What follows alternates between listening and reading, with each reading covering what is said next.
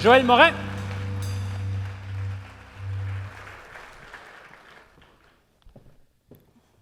Bonjour Joël.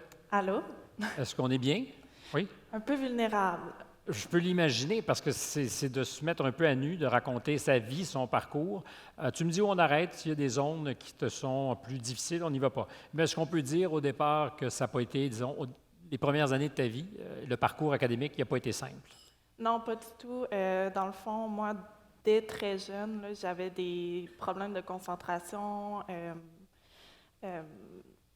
Voilà, la Non, preuve. ce n'est pas un problème de concentration, on est tous nerveux quand on se retrouve sur scène. Ouais, des problèmes de concentration. J'avais énormément de difficultés en mathématiques avec les chiffres. Je faisais de la dyscalculie, ça a pris beaucoup de temps avant que ce soit comme nommé. Puis je dirais que ça a été long avant de nommer beaucoup de choses dans ma vie. On va sûrement en venir, là, mais j'ai eu un diagnostic de bipolarité. Assez tard, quand même. Oui, c'est ça. Ben, comme je dis, c'est ça. Ça a pris du temps. J'ai été diagnostiquée bipolaire à l'université, en fait, parce que là, ça allait plus du tout. Donc, Et tu as réussi, en t'accrochant à la paroi, à te rendre quand même à l'université.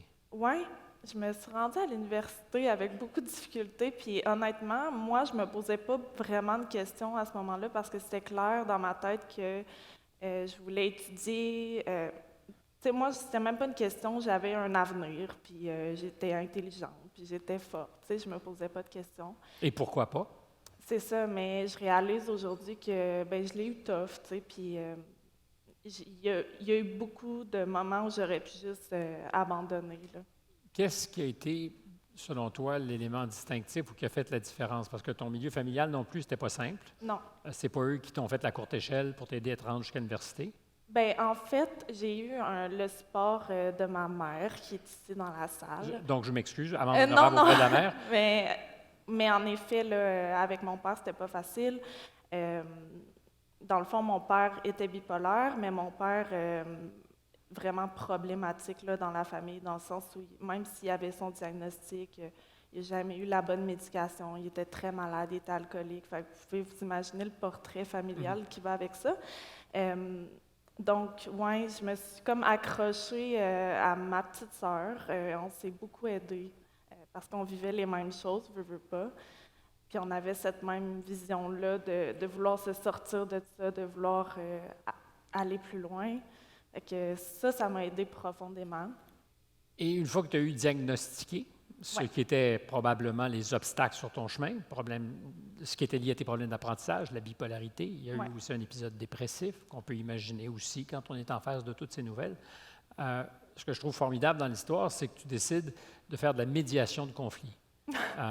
Mais c'est comme si le parcours s'était fait naturellement. Peut-être parce que tu as vu avec ton père, peut-être parce que les difficultés ont fait que tu dis « Ah, il y a peut-être là quelque chose que je peux me mettre entre deux extrêmes, puis arriver à une solution négociée. » Oui, bien, c'est plus que la médiation, là, je dirais même que c'est l'étude des conflits en général. Je me suis ramassée au bac à Ottawa, dans le fond, à étudier les conflits.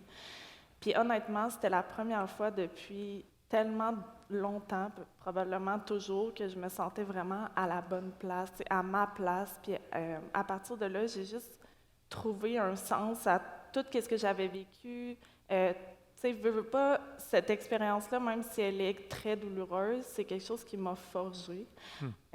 Ça fait partie de moi, tu sais, c'est ma personnalité, c'est ma personne, c'est la façon dont je vois la vie. Donc pour moi, les conflits, c'est rempli de possibilités.